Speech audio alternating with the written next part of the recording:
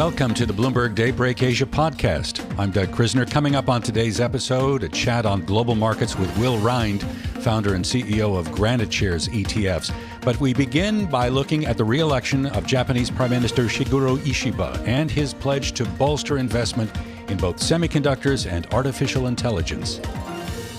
Joining us now from our studios in Tokyo is Alastair Gale. He is Japan Eco-Gov reporter for Bloomberg News. Thanks so much for making time to chat with us. Ishiba was in a precarious position, I think it's fair to say, going into this election. How surprising is the outcome? Well, Doug, it wasn't a surprise. We were expecting Ishiba to win. That's mainly because his party is still the largest party in Parliament.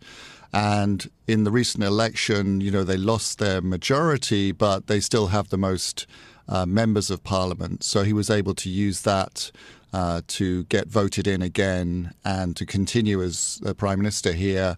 If he hadn't have passed that test, then he would have been the shortest serving Prime Minister since the war.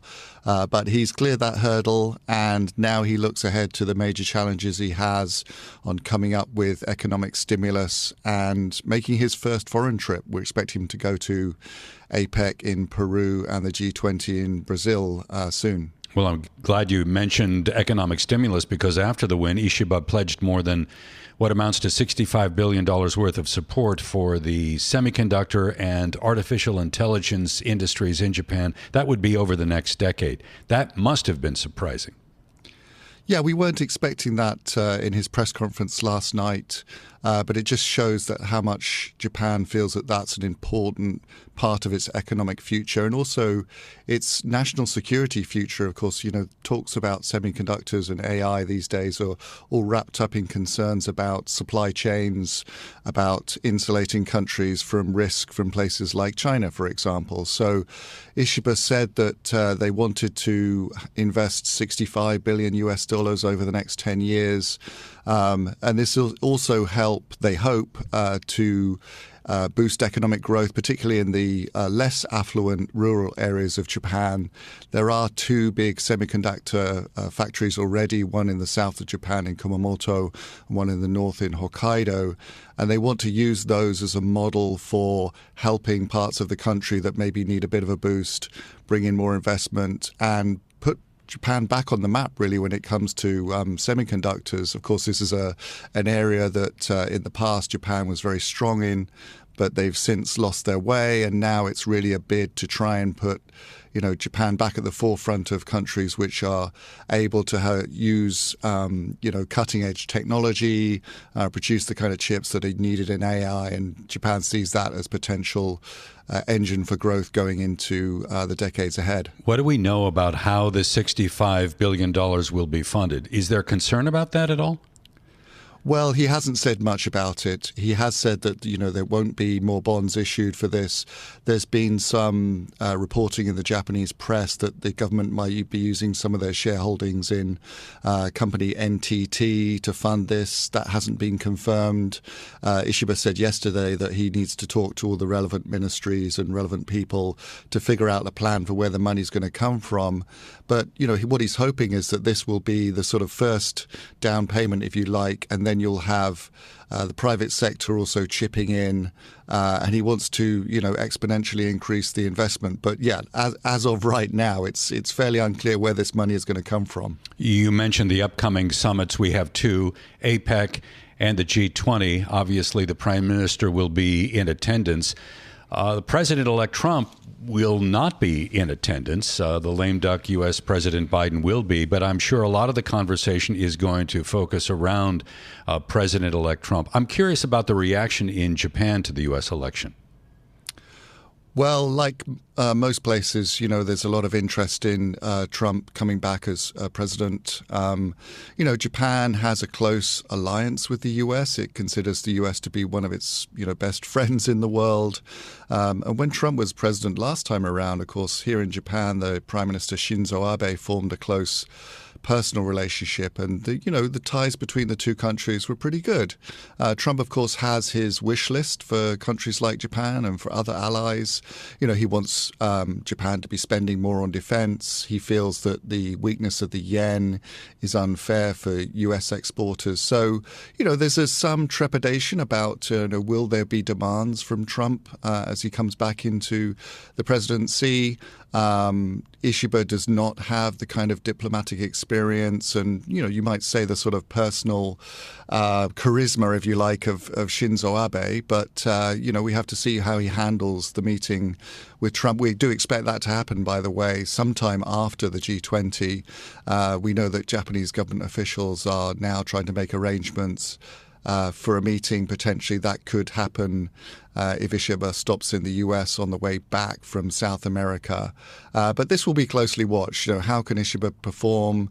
Will there be immediate demands from Trump? How will Ishiba handle that?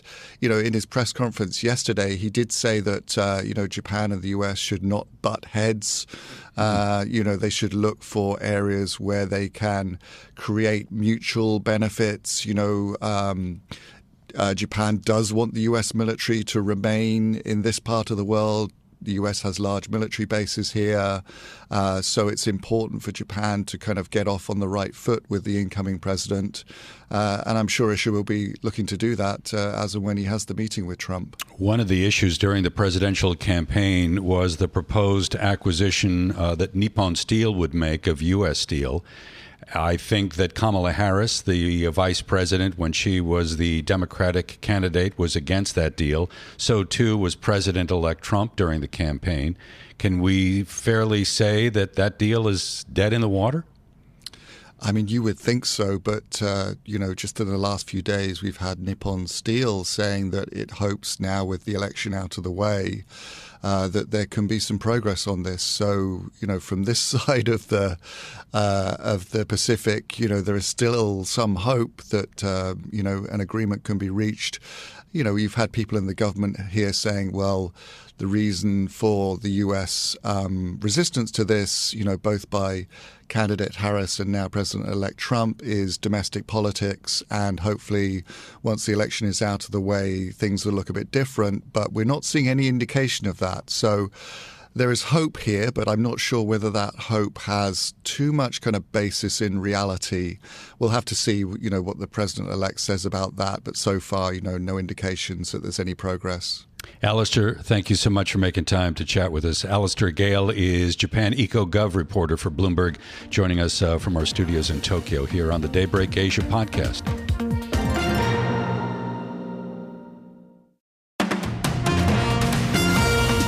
Joining us is Will Rhind. He is the founder and CEO of GraniteShares ETFs.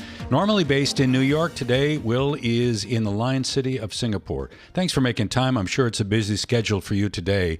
And I'd like to get your reaction when you woke up and you look at some of the price action that happened here in the States, the reemergence of what seems to be a Trump trade that is still intact. What do you make of this? No, absolutely. The animal spirits have certainly been reawakened, and it's a return to risk on in the most sort of exuberant way, really. We've seen a huge rally from a number of sectors. Bear in mind that we were at or near all-time highs anyway before the election, but this has just added the so-called fuel to the fire, and Bitcoin prices racing to all-time highs, Tesla, and anything Elon Musk related, the AI stocks, the big tech stocks, the banking stocks, the industrial stocks. And here we are, over 6,000 on the S&P. So to the extent that we've arrived at this level pretty quickly, does that concern you at all? Has the market kind of broadened out enough to support this move, do you think? Well, I think it's just too early to tell because we've only been a few days. And so for that reason, then yes, there's probably an element of caution here that, this is some exuberant activity, based upon the win and the anticipation of what might come. But of course, we don't know what the actual policies are going to be, and probably won't know until some time. But for this particular point, everything, including, like you said, the broadening out of the market, meaning the small cap stocks, as measured by indexes such as the Russell 2000, also benefiting here. It's not just some of the large cap sectors. There seems to be a little concern in the bond market about the possibility that a lot of the economic policies from the president-elect may contribute to maybe a little bit of inflationary pressure. Maybe I'm being too kind here, because if you look at some of the price action on the evening of the election, we had yields spiking here in the U.S., more so at the long end, although to be fair, right across the curve, things were elevated. Is that a sign to you maybe that's a little troubling?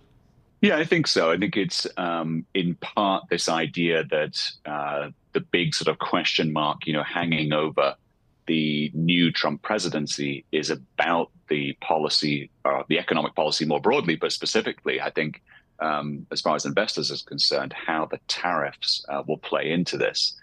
And so I think in part what we've seen is a rise in the dollar. Clearly, the dollar has moved up very significantly along with yields. And so the 10-year, sitting at 4.3% or something at the moment. And I think that is telling you that there is some concern that if the tariff policies are enacted in a way that starts to bring inflation back into the market, the bond market is reflecting that. I'm curious about the conversations that you're having there in Singapore. What is the most common question that you're fielding right now? I think to be honest with you, it's all about Trump and all about the U.S. economic story. And so everybody wants to know, what the U.S. investor or U.S. on the ground view is about this and whether it can be sustained, and any kind of information that might help investors here recalibrate portfolios that may have had exposure to some of the, let's call them the Trump trades, and then obviously some exposure to things that may not do as well. So definitely it's all about that. To a lesser extent, about China and the role that China plays in this. There was some disappointing numbers coming out from China over the weekend around the stimulus. Those that were potentially looking for China to react by enacting a big stimulus were left a bit disappointed by the policy that China's taken, and at the moment doesn't seem to be injecting fresh growth into the economy, more just sort of shuffling existing debts around. And then, of course, some of the inflation data from China was a little bit more disappointing. So in the region, it's a bit of a mixed bag, but everybody looking to what's going to happen in the U.S. So is there concern? I mean, you mentioned the disappointing inflation data for China, more like deflation when you look at factory gate prices. Is that a big concern for people that do business with China, those companies based in Singapore? Well, it is. And, I think for the investor, which I'm talking to, for the most part, people that are, stock market investors. And then obviously these days, people can go anywhere they want to get the best returns on their capital. And I think, as we know, it's probably no great secret that, people are largely avoiding the Chinese market because of the lackluster performance that it's delivered over the last sort of couple of years, and really have pivoted, to the extent they weren't already in the U.S. market, very much towards the U.S., as that's been the great source of returns for investors. And I think the view currently is that will only get better. And therefore, people are looking to exploit that by not just necessarily the big tech stocks, but thinking about all the other areas that potentially could benefit under Trump. So we know that Shigeru Ishiba, the Prime Minister of Japan, has now received support from Parliament to stay in the job. And right after that win, he went out and pledged more than $65 billion worth of support for the semiconductor industry and the artificial intelligence industry in Japan over the next decade. Does that cause you maybe to take a closer look at what some of is happening in technology and the trades that are associated with that trend in Japan?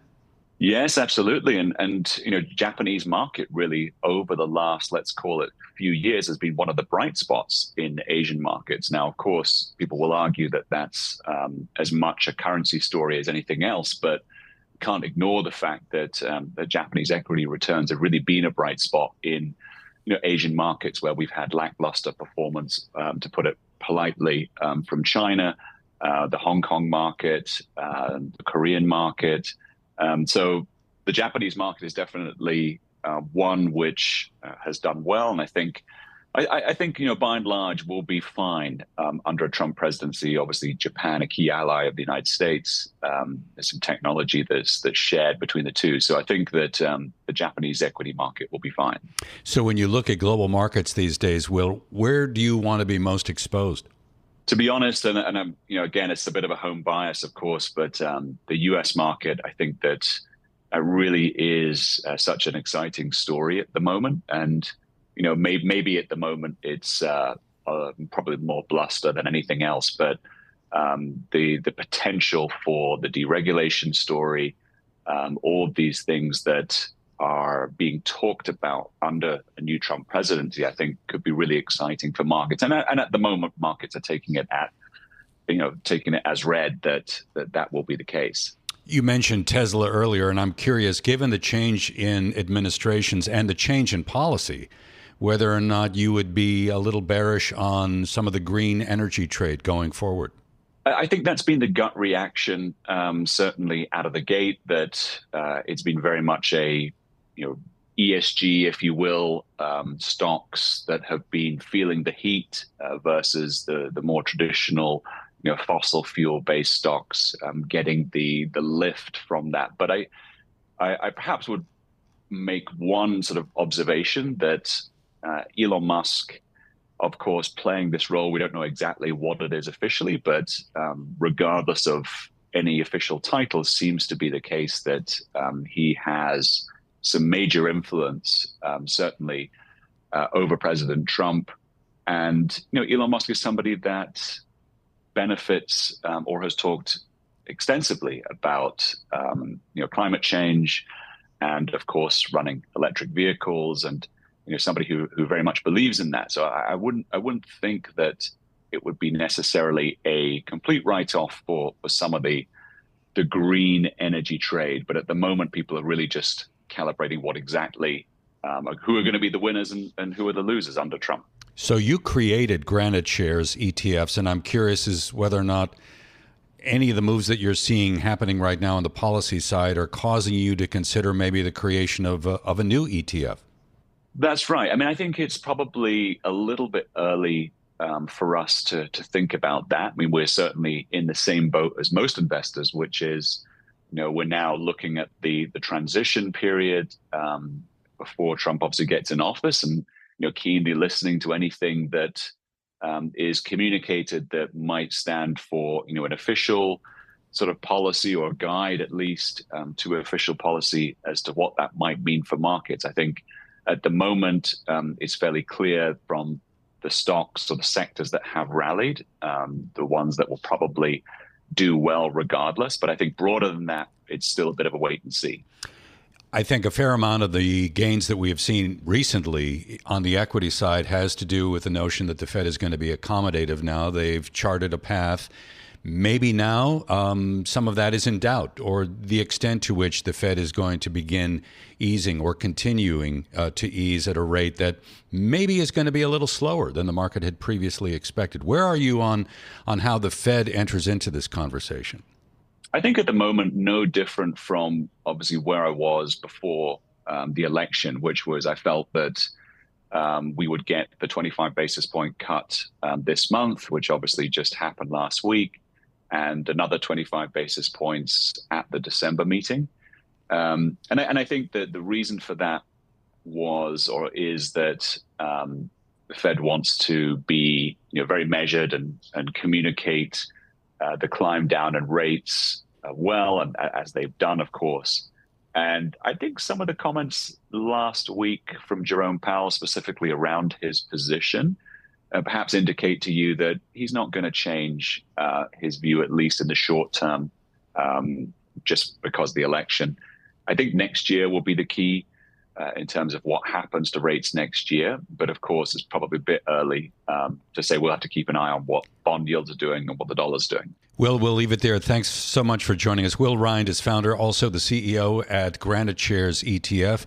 Will is normally based in New York. Today, we reached him in Singapore. Will, thanks so much. This is Bloomberg Daybreak Asia, your morning brief on the stories making news from Hong Kong to Singapore and Wall Street. Look for us on your podcast feed every day on Apple, Spotify, and anywhere else you get your podcast. Our flagship New York station is also available on your Amazon Alexa devices. Just say, Alexa, play Bloomberg 1130. Plus, listen coast to coast on the Bloomberg Business app, Sirius XM, the iHeartRadio app, and on Bloomberg.com. I'm Doug Krisner. Join us again tomorrow for all the news you need to start your day right here on Bloomberg Daybreak Asia.